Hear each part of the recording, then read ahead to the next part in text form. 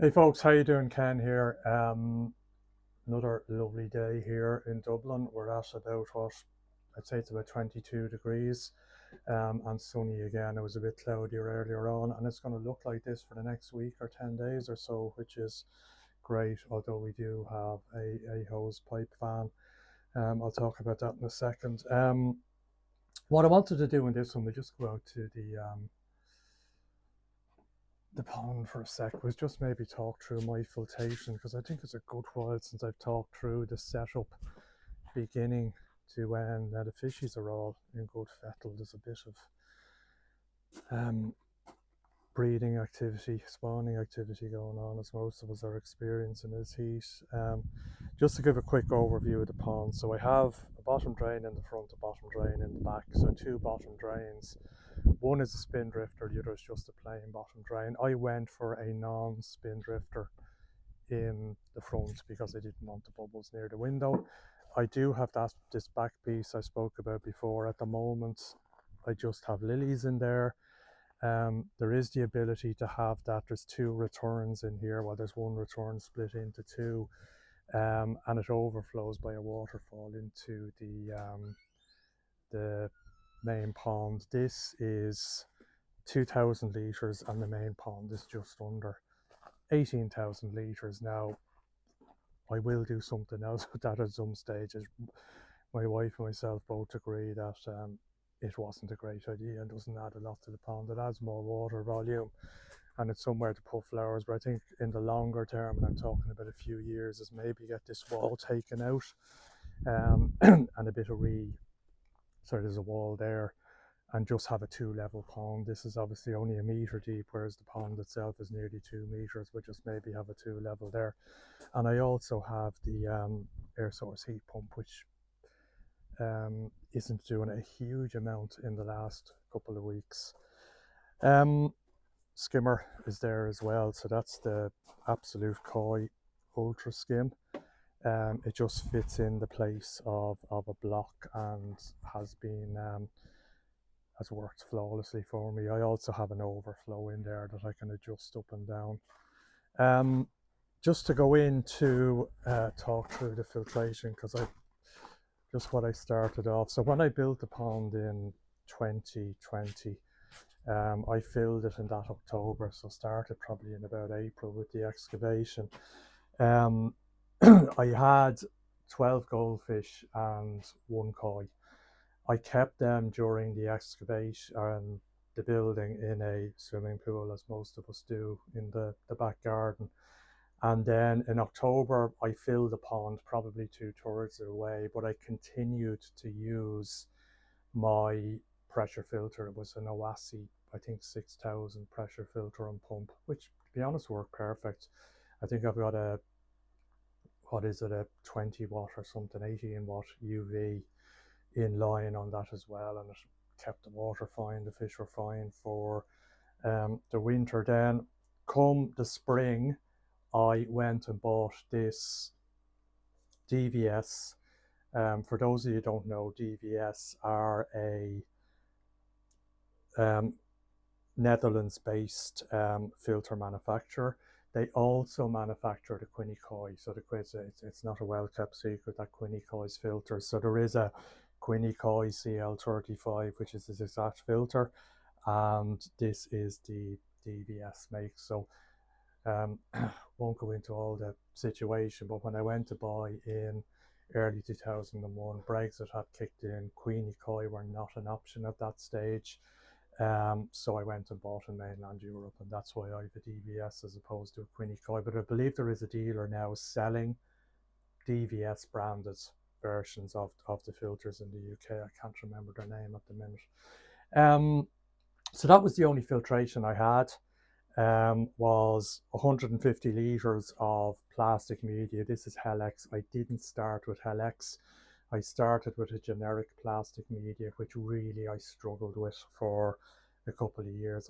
Every time I upped the feeding to any, um, you know, reasonable amount, I got a nitrite spike.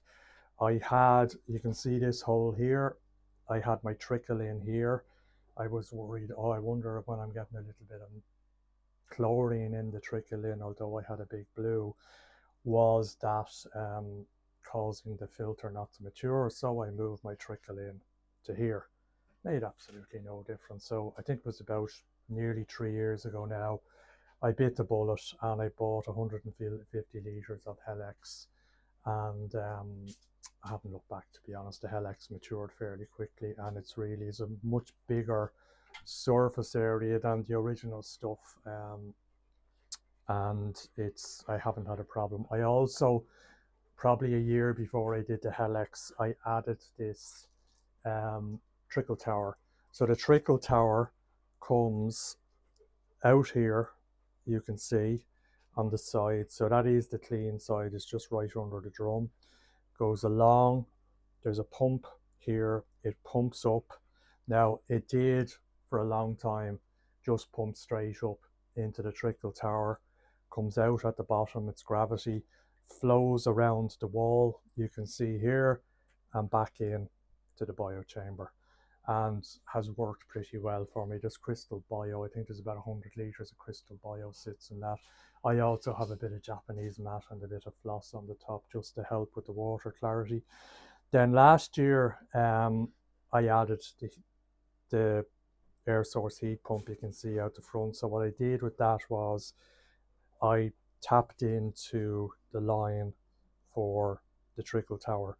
So I do have a bypass on this if I ever wanted to remove or disconnect the air source heat pump. But the water at the minute, it flows in through the air source heat pump, back out at the top and up to the trickle tower. And that allows me, like somebody was asking me, I had a few people over yesterday looking at the setup, local koi keepers, and they were asking, well, how do you balance, because it's important with an air source heat pump that the water flow is right. If it's too fast, you're not, it's inefficient. So you want it. Well, what I do is I could balance it with the valves if I wanted to. It's not great for pumps when you do that. What I do is I have a Vary pump on the shower. It's a 20,000 litre. It's down at around 30% at the moment, so 6,000 litres an hour, which is just perfect for both the shower and the air source heat pump. As I said, it hasn't really kicked in the last couple of weeks. It's been so warm. The pond is sitting at 23 at the minute. In terms of how the drum works, I do have an air stone in there. It does help as the water comes in sometimes, especially my tree. So you see here I've got 3 inlets.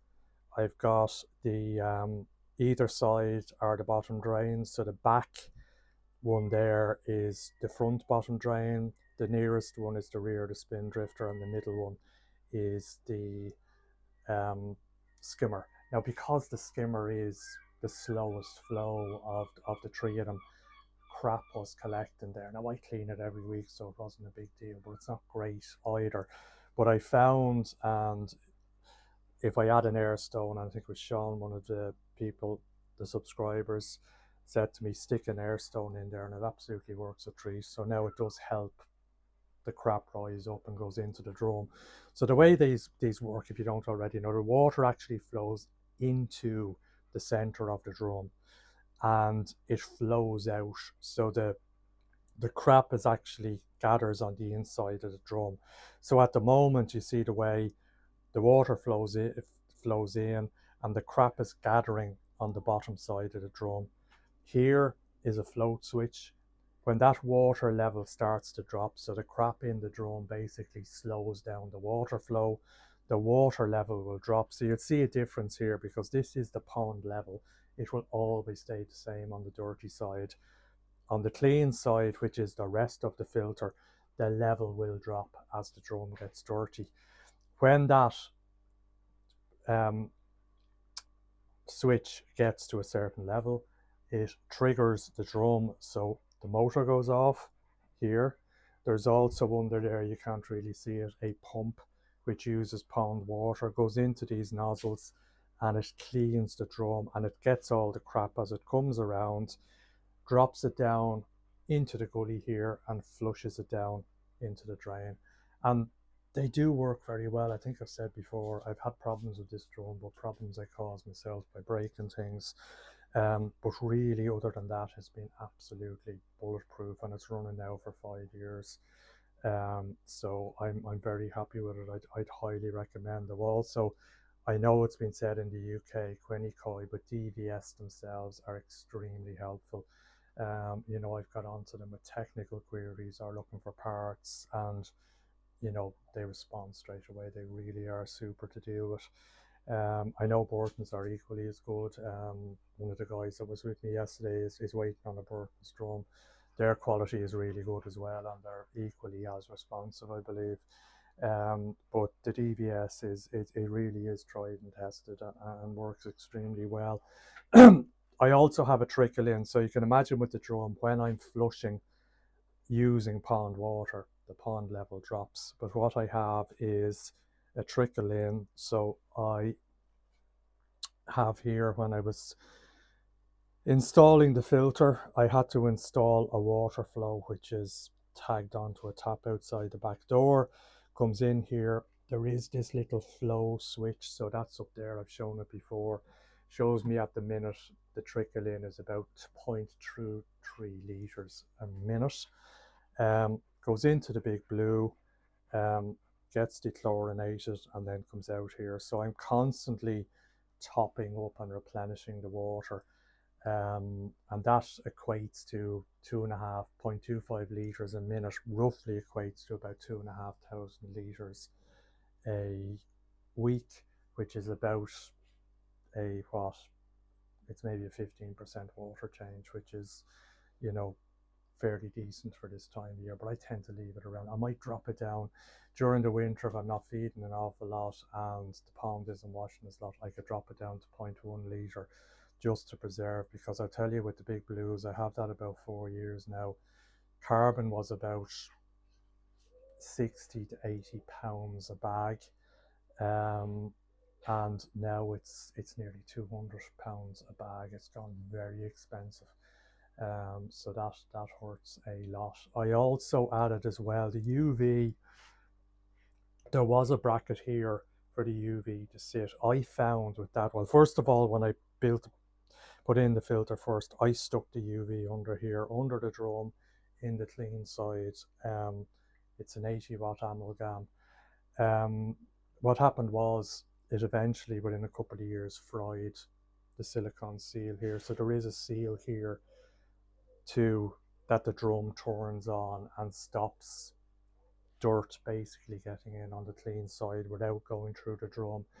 That just hardened and broke up, so I had to replace it, and it was not an easy job to replace it, I have to say. I think now I'll take the screen out. I'll probably have an easier way of doing it.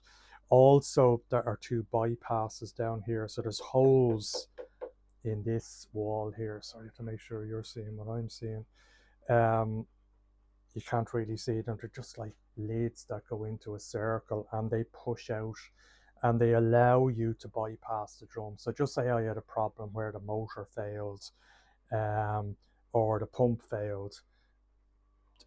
Obviously the drum wouldn't work, but I can bypass it with the holes in this panel and continue to use my bio. Obviously I'll get crap through, but it allows me to continue to use the bio until I'm able to repair the drum. I found as well, when I had the UV sitting on the dirty side, those plastic, when I pushed them through, they just broke into pieces. Now they're handy enough. They're only about, I think, €6 or €7 each to replace them, but the UV is hard on the drum, I find, having it in the drum.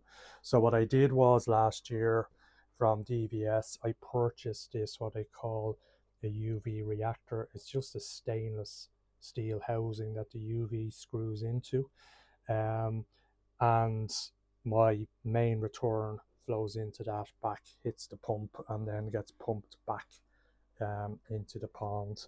What I did as well for the winter, and I spoke about this, because I was using the pump a bit, and there would be heat loss. Sorry, I'm just trying to turn off the UV because the water's not flowing.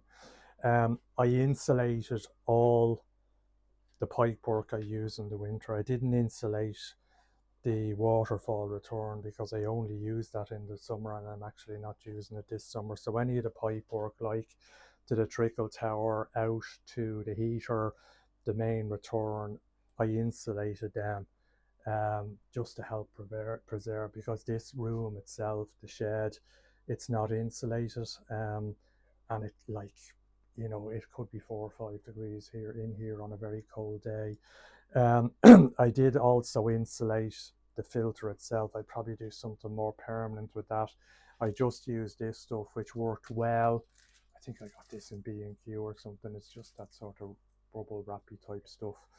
But I couldn't keep it up. It was taped up when it was falling down. It just annoyed me. I took it off. So I might get some of the Kingspan type insulation and just cut that to size and maybe have it here for during the winter and stick it around the side of the shed outside. So that is the filtration. As I say, I gradually built it up. Now, I didn't have a huge amount of stock when I started. I just had 12 goldfish and 1 koi. So having this, and what I did was, when I started this up, I kept the pressure filter running for about a month.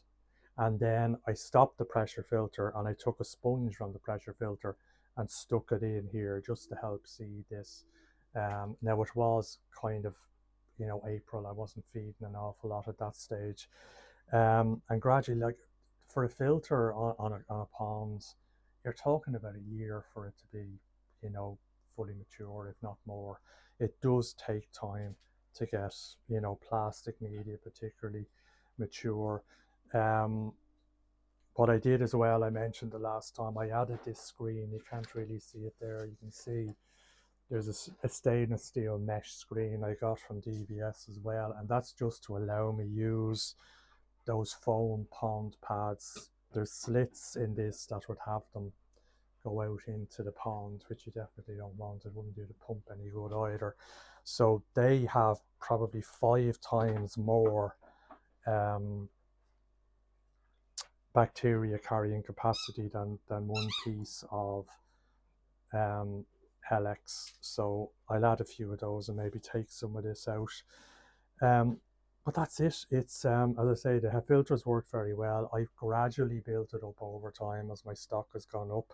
I would say at the minute I'm probably over filtering for the amount of filtration I have, which is where you want to be. It's just worked well. In terms of my air pumps, I have 130 doing the biochamber, which I find I need with the Helix, and I think this is a 90 doing the bottom drain. This one is a battery operated one, which I use as a backup. I was hoping to have it permanently on the bottom drain, but it just doesn't have the beans to do it. So that's it. A quick overview beginning to well about the filtration. I think a couple of people were in yesterday saying, "Oh, we looked at your videos, we don't quite understand how all this works together." Well, that's how it works together. I hope that explains it. But built up over time, you know, not something I just did. Both in terms of headspace and finances, being able to do it over 2 or 3 years certainly helps, and it helps you plan as well. It's difficult to know exactly what you want when you start off. I knew I wanted a combi drum, but then I realised I'm going to need something else, so I got the trickle tower. I don't like backy showers, by the way, on the side of the pond, so that's why I went for this instead. I know some people like backy showers, and that's fine. But that's it. I'm going to leave it at that. Otherwise, things going very well. I'm glad to report. If you have any questions or anything you want me to cover in a bit more detail, let me know. Otherwise, I will talk to you soon. Cheers.